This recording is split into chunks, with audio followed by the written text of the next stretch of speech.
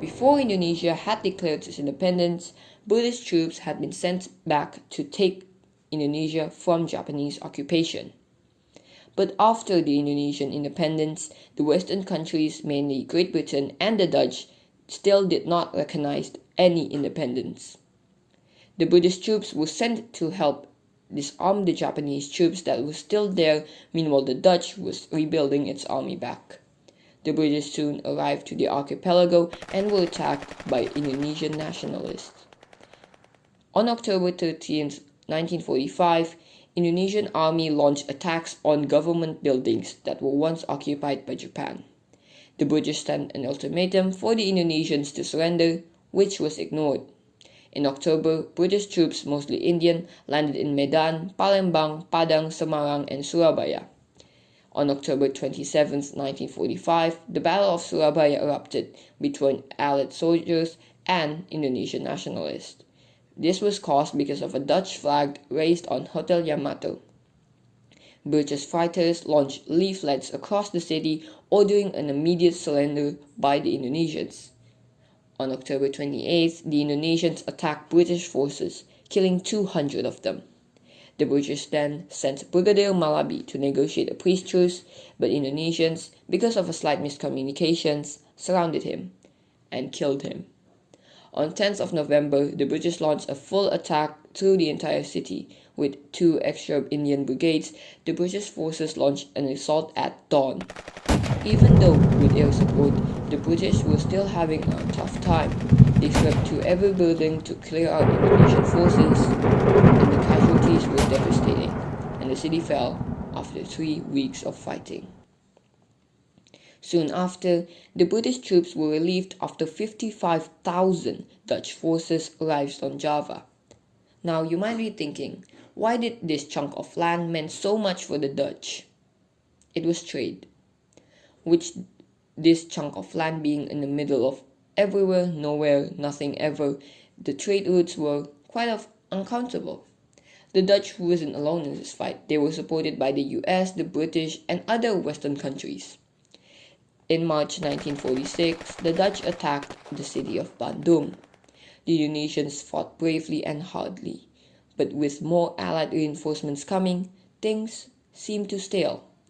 But the Indonesians had a brilliant plan. Their plan was to scorch the earth. Yes, scorch the earth. So they began retreating civilians and other stuff, while burning down buildings and everything in the city. Well, the southern part of the city. A British historian said that a third to a half of the entire city was burned to the ground.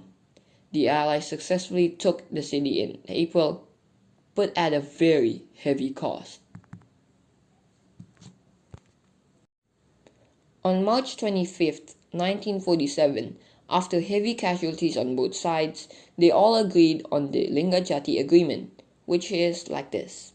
The Indonesians will have control of the eastern side of the archipelago, but it is still controlled by the Dutch monarch by a union. Obviously, this agreement won't last long. The Dutch wanted more, and so did the Indonesians. When the negotiations were down, the Dutch High Command ordered the start of Operation Product, which went something like this. On July 20, 1947, 3 Dutch divisions went to the Indonesian-controlled Sumatra, where 3 brigades went to Java. The Allies was quick to defeat the Indonesian soldiers and was able to capture many important points. Obviously, this was a great success for the Dutch, but not internationally. This was seen as a breaking of an agreement, and tensions between the UN and the Dutch increased. In January 1948, they came to the Renville Agreement. Now, the Renville Agreement went on to form what became known as the Van Mook Lines. These were essentially lines of control that divided Indonesia between areas that were held by the Republican forces and by the Dutch forces. Now, the capital of Batavia was in Dutch hands, although the Indonesians then had moved their capital to the city of Yogyakarta. After some more guerrilla fighting went on, the Dutch called for Operation Crow, which was something like this. So, we're gonna bomb their capital, right? Yes. Isn't that cool? No, we're just using it as a distraction, so we can land paratroopers on important cities. Wow, that's too brilliant! So the bombing began, and many Indonesian cities was captured once again. On December 19, 1948, the Dutch went and occupied the capital city of Yogyakarta. Sukarno, Muhammad Hatta, Agus Salim, Sultan Syahrir, and other Republican governments were captured during the attack. At the end of December, both sides agreed on a truce. Even if this is seen as a success, it still wasn't. The UN and the US were once again anxious and mad at the Dutch since they broke the agreement. Hey, does the US mind helping out? I have other stuff to do. But we hate communism. Hold my freedom money. The US has been wanting to help the Indonesians since they would be a good Asian ally to fight the communism. So the US threatened the Dutch that they would remove all help that was given to repair the war's destruction. On the 1st of March, Lieutenant Colonel Suharto led a Republican attack to take the Republican city of Yogyakarta. They were able to strike the Dutch at surprise, but after 6 hours of occupying the city, the Republicans pulled back. On 7th of August, the Republican army launched a last attack to take Surakarta, which failed. The Indonesians tried to take Surakarta and succeed in taking some other cities.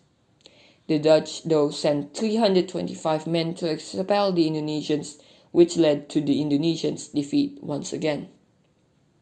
The Dutch had to pull out their forces because of UN's pressure, and on 27th of December 1949, after the Round Table Conference, after some time of debating, shouting, eating, thinking, and talking, the Dutch recognized the United States of Indonesia independence, but Indonesia had to pay £4.3 billion.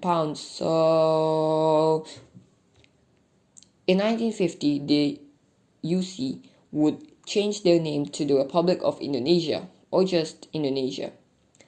Let's take a minute to realize how many soldiers that died and how many civilians were struck by fire. That went well. Thanks for helping. No problem. It's not like we will experience a communist uprising and our current president would be put in jail because supporting them, and a new powerful president that is a general and a fearless dictator will be put in charge.